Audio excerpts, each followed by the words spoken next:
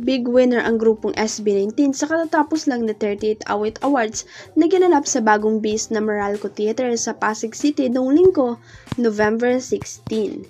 Nasungkit ng Kings of P-Pop ang 4 awit trophies para sa Best Collaboration Recording with Terry Zong, Best Rap Hip-Hop Recording with Clock9, Best Cover Art at Music Video with Clock9.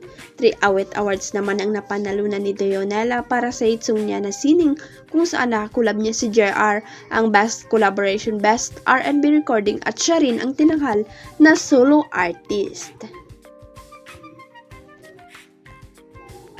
Tig-isang award naman ang Cup of Joe Song of the Year, Best Performance by a Solo Artist 12 Street, Best Performance by a New Growth Past Fitch.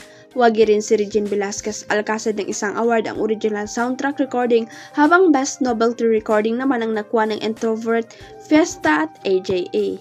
May 1 award din si Maki, Best P-Pop Recording, December Avenue Inspirational Recording, Khalil Refersa, Best Musical Arrangement, Philip Suso ng SB19 at Luke Isnani, Best Vocal Arrangement, at sina Ina Muri at Kenya na Best Remix Recording. Nagwagi naman ang P-Pop idol girl group na Bini ng Best Dance Electronic Recording. Hindi napigilan ni Andrea Brillantes ang kiligin matapos niyang makaharap sina Ariana Grande at Cynthia Erivo sa premiere ng Week for Good sa Universal Studios Singapore.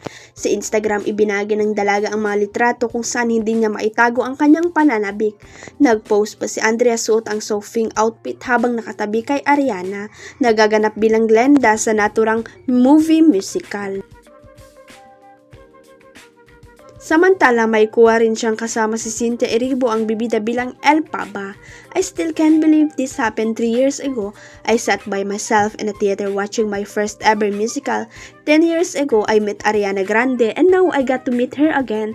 And Cynthia Erivo, life is so wild sometimes. I'm beyond grateful. Thank you so much at Universal Picture PH.